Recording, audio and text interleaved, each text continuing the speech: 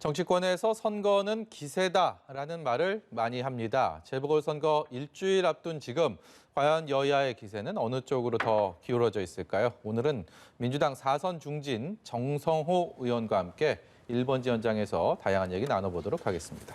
안녕하세요. 네, 안녕하세요. 먼저 국회 예결특위위원장으로서 이제 지난주에 14조 9천억 원의 네. 이제 추경 예산이 통과가 되지 않았습니까? 어떤 의미가 있다고 봐야 되는지 그 부분 먼저 여쭤보겠습니다. 일단은 지금 코로나 그 3차 위기가 굉장히 심각한 상황 아니겠습니까? 예. 좀 잠잠해질 거로 예상했지만 다시 그 상황이 좀 악화되는 그런 느낌도 있습니다. 이런 상황에서 굉장히 고통받고 있는 자영업자, 소상공인, 예. 또 농민들, 또 이런 분들, 또 의료인들 이런 분들에 대한 지원을 좀 넓게 또 깊게 한다는 그런 의미가 있었죠. 네. 예. 선거 얘기 좀 해보겠습니다. 네.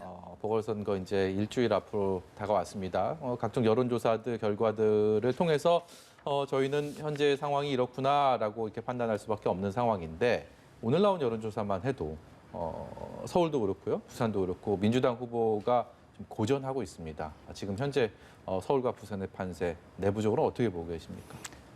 잘 되고 있다고 얘기하면 그 거짓말이겠죠. 사실 굉장히 어려운 상황이라고 보고 있습니다. 쉽지 않은 상황이고요. 다만 한 일주 정도 이상 남아 있지만은 이번 선거가 뭐 대통령 선거 아닙니다. 야당에서는 정권을 심판하라고 얘기하지만은 예. 임기 1년 2개월에 서울시장과 부산시장을 뽑는 선거입니다. 정말 서울시와 부산시를 이끌어 나갈 그 수장으로서의 어떤 도덕성 또는 정책 역량 그런 자질들이 있는지 좀 이런 걸 국민들이 보고 좀 평가해 주셨으면 좋겠고요. 어떤 공직자의 기본 자세가 선거구사 아니겠습니까? 예. 그 공인으로서의 그 선거구사의 자세라고 하는 것은 결국 정직과 또 도덕성, 신뢰 이런데 야당 후보들 두 분 다 그런 면에서 심각한 문제가 있지 않나. 어쨌든 아무리 지금 정부 여당이 실정이 좀 있다고 하더라도 서울시와 부산시를 이끄는 수장으로서 갖춰야 될 도덕성의 문제. 이분들이 공익을 우선하는 게 아니라 사익을 우선하는 그런 행태를 보였다고 하면은 시민들이 좀 잘 판단해 주셔야 되지 않겠나. 좀 그런 점들을 좀 우리 시민들이 이해한다고 하면은 예. 가능성이 전혀 없지는 않다. 그렇게 생각하고 있습니다. 그 도덕성을 말씀하셨는데 두 차례 특히 서울 같은 경우는 TV 토론을 했는데요. 박영선 후보의 상대 후보에 대한 각종 질의나 어떤 공세 쪽의 중심에는 내곡동 네. 처가 땅에 대한 의혹이었습니다. 이게 뭐 기승전 내곡동이라는 얘기까지 하는데 사실 이런 것들이 기존의 선거에서는 야당의 공세 프레임 예. 거기서 많이 봤던 것인데 지금 뭐 집권당 뭐 180석까지 갔던 그런 여당에서 이런 공세를 하는 것 그렇게 익숙하지 않은 모습이긴 합니다. 네, 그렇습니다. 익숙치 않은데 어쨌든 뭐 박영선 후보도 많은 그 정책 공약들을 내세우고 있고 서울시를 새롭게 혁신하겠다, 또 시민의 삶의 질을 개선하겠다는 공약을 내세우고 있는데 예. 시민들의 관심이 높지 않습니다. 이게 어쨌든 현실적으로는 냉정하게 본다면 정권 심판론이 우세하다가 보니까 인물론이 부각되지 못하기 때문에 상대 후보의 어떤 도덕적 자질 문제들 이런 문제들을 좀 공략할 수밖에 없는 상황이 아닌가 생각합니다. 다만 시민들은 조금 전에 말씀드린 것처럼 기본적으로 공직자가 도덕적인 문제가 있다고 하면은 시민을 위해서 일하는 게 아니라 자기 자신을 위해서 또는 자기가 속한 집단의 이익을 위해서 일한다고 하면 매우 불행한 거 아니겠습니까? 예. 그런 측면들을 좀 시민들이 고려해 주셨으면 하는 그런 바람입니다. 네.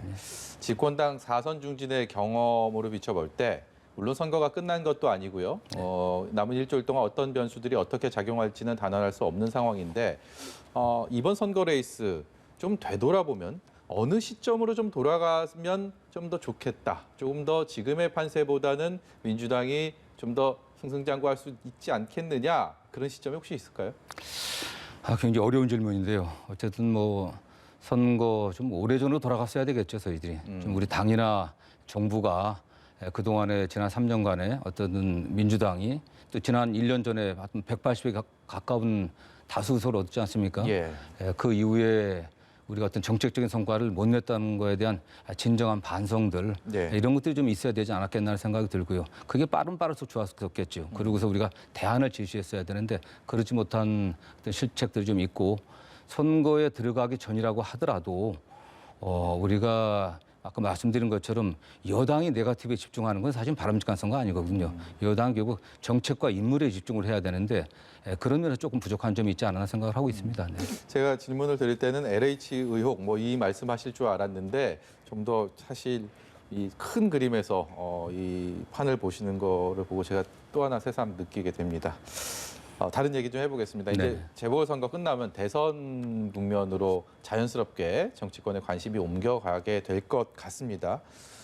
지난번에 저희 뉴스 1번지에 나오셔갖고 제가 정성호 의원께 이재명계라고 했더니 이재명 지사가 정성호계다. 네, 네. 본인이 이제 연수원 동기이기도 하고 또 아끼는 동생이고 자신에게 늘 의논하고 또 정치 활동을 한다 이런 말씀하셔서 그게 굉장히 저는 인상 깊은 기억으로 남았습니다. 가까이서 본 이재명 지사 어떤 사람입니까?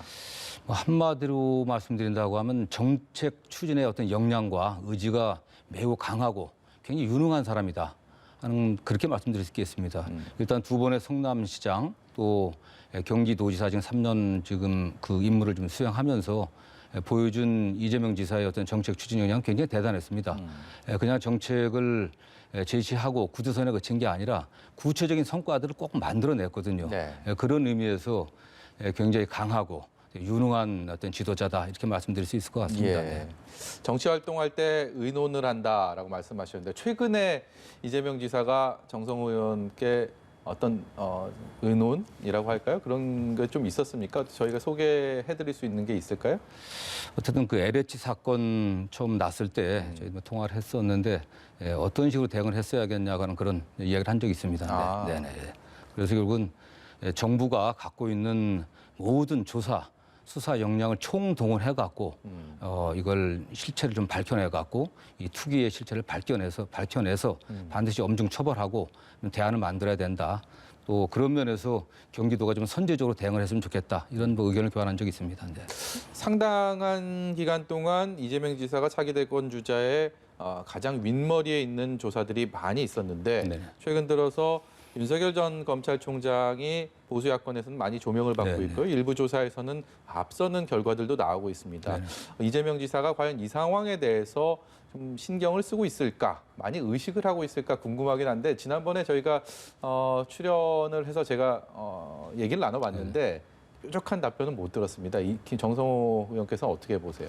뭐 이재명 지사가 지지율은 바람과 같다고 얘기했습니다. 저도 같은 생각입니다. 어쨌든 지금 정부 여당의 여러 가지 정책 추진에 대한 불만이라든가 그런 또 신뢰에 대한 어떤 국민들이 좀 약간 철회하는 경향이 있지 않습니까? 이런 거에 대한 뭐 반사적인 효과로 그런 지지율들이 윤석열 전 총장에게 모여지는 것 같은데 이재명 지사는 기본적으로 그 지지율이 바람처럼 온 게 아니라 성남시장 8년, 경기지사 3년, 10년 넘게 구체적인 성과를 국민들에게 보여줬기 때문에 성남 시민과 경기도민에게 보여줬기 때문에 저는 그 지지율은 어느 정도 탄탄하다고 보고 있습니다. 그렇기 때문에 일시적으로 이 지사의 지지율이 조금 빠지는 경향은 있는 것 같아요. 그러나 20% 이상의 지지율이 좀 유지되고 있고 좀 탄탄하기 때문에 저는 충분히 만회해갖고 국민들의 신뢰를 우리 민주당과 정부가 신뢰를 얻게 하는데 이재명 지사가 역할을 할 거다 이렇게 보고 있습니다. 그 말씀의 연장선상에서 민주당의 상당수 의원들이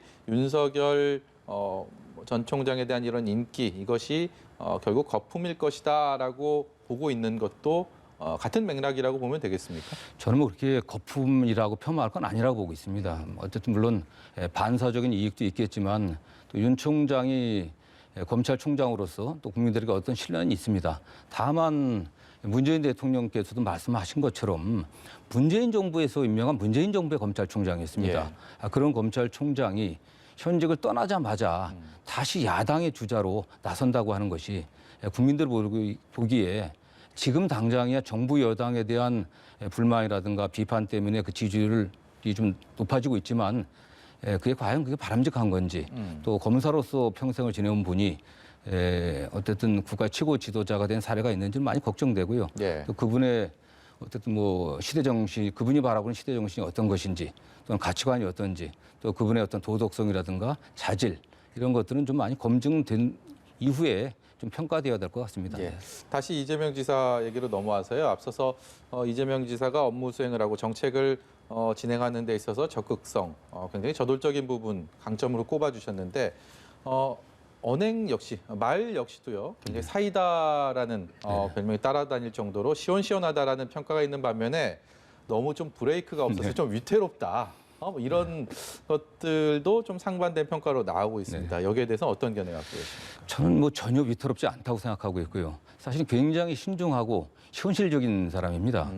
다만 이 지사가 어떤 정책을 결정하고 그 결정된 정책을 집행해 나가는 그 속도가 굉장히 빠릅니다. 네. 전 그런 면에서 국민들이 이 지사를 굉장히 유능하다고 보고 있고요. 물론 그게 동전의 앞뒷면이라고 그런 면에서 좀 과격하지 않냐, 위험하지 않냐 하는 분들이 있는데 실제 이재명 지사 행정이라고는 그렇지 않거든요. 그 사전에 정책 결정하기 전에 충분하게 숙고하고 토론하고 그리고 결론을 낸 다음에 신속하게 결론 내고 신속하게 집행하거든요. 경기도에서 우리 국민들이 인상 깊게 지켜봤던 사건이 있지 않습니까? 신천지 교주에 관련해갖고 검치 채취 관련해서 신속하게 했었고 또 수십 년 동안 하지 못했던 계곡을 정비해갖고 청정계곡 만들어냈고 또 뭐 배달 특급이라든가 경기도의 의료원에 그 수술실에 CCTV 설치한다든가 이런 건 많은 분들이 반대가 있었지만은 국민들이 원하는 일들을 해냈거든요. 네. 그런 면에서 이 지사가 약간 위험하다 또는 과격하다고 보는 건 굉장히 오해라고 보고 있습니다. 네. 예. 이 지사가 아무래도 행정가로서의 일을 계속해 왔기 때문에 민주당 내 어떤 정치적인 부분에 있어서의 이른바 지분이라고 할까요? 그리고 뭐 민주당의 전통적인 지지층과는 지금 조금 거리가 있는 상황인데 이 부분도 민주당의 대선 후보로 선출되기 위해서는 또 극복해야 될 것 아니겠습니까? 여기에 대해서는 좀 낙관적으로 보시는지 궁금합니다. 저는 최근에 대부분의 여론조사에서 민주당 지지층들을 상대로 한 조사 결과를 보면은 이재명 지사의 지지율이 상당히 높고 있습니다. 네. 높다고 좀 나오고 있거든요. 그런 의미에서 민주당의 전통적 지지층도 이재명 지사에게 기대를 걸고 있다 이렇게 생각을 하고 있고요. 당내 또 일부 의원들이 좀 약간 거부감을 갖고 있지 않냐 이렇게 말씀하시는 분들이 많은데 제가 실제로 당내 여러 의원들을 만나보면 거의 없습니다. 대부분 이재명 지사가 그래도 현재의 위기를 극복해 나가는 데 있어서 중요한 역할을 해야 되지 않겠냐 이런 데 상당히 공감을 하고 있습니다. 네. 일부 소수의 목소리는 혹시 있을지 몰라도 그게 주류의 목소리는 아니고 네, 정성효 그렇습니다. 의원이 또 가장 가까이서 그런 매개 역할을 하기 때문에 그 의견이 좀 더 비중이 있고 더 팩트에 가깝다 이렇게 봐도 되겠네요. 네, 그렇습니다. 네. 당원 당규에 따라서요. 9월 달까지는 이제 민주당이 대선 후보를 경선을 통해 선출해야 되는데 얼마 전까지 이 기간을 좀 바꿔보자, 결정을 연기하자라는 얘기가 나와서 그게 논란이 된 적이 있었습니다. 네네. 이것에 대해서 좀 고려할 가치가 있다고 보십니까? 저는 뭐 일고의 가치도 없다고 생각합니다. 왜냐하면 그게 당의 공식적인 어떤 선상에서 논의된 바가 전혀 없었고요. 또 당내에서 구체적으로 뭐 의원들이 얘기한 것도 아니고 또 익명의 어떤 뭐 정치인이든지 익명 인사들의 주장으로 그렇게 또 얘기가 나온 거기 때문에 저는 고려의 가치가 없다고 보고 있고요. 또 만약 이걸 경선을 연기하려고 하면은 이게 대선 1년 전까지, 6개월 전까지 결정하고 됐는데 이걸 연기하려고 하면 당헌을 개정해야 됩니다. 다시 민주당이 또 당헌을 개정해서 경선을 연기한다고 하면은 국민들이 어떻게 보겠습니까, 사실은.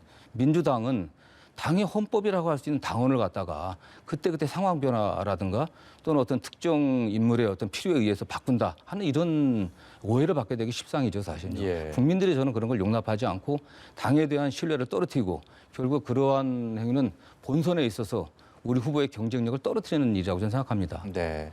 오늘 정성호 의원 모셔고 뭐 선거 얘기도 좋았고, 근데 이재명 지사 얘기 너무 많이 해갖고 지난번에 이제 국민들을 편안하게 하는 정치인 그리고 국민들의 말에 제대로 귀 기울이는 겸손한 정치인으로 기억되는 게 본인의 목표라고 하셨는데 잘 이행하고 계십니까?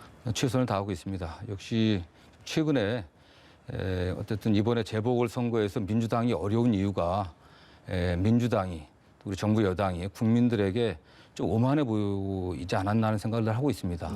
정말 선거의 결과에 관계없이 좀 국민들 앞에 겸손하고 또 국민들에게 좀 삶에 도움이 되는 필요한 그러한 성과들을 좀 저희가 만들어내야 된다고 생각을 하고 있고요. 네. 어쨌든 사선 의원으로서 또 국회 예결위원장으로서 좀 최선을 다하려고 합니다. 예, 오늘 말씀 여기까지 듣도록 하겠습니다. 지금까지 민주당의 정성호 의원이었습니다. 고맙습니다. 감사합니다.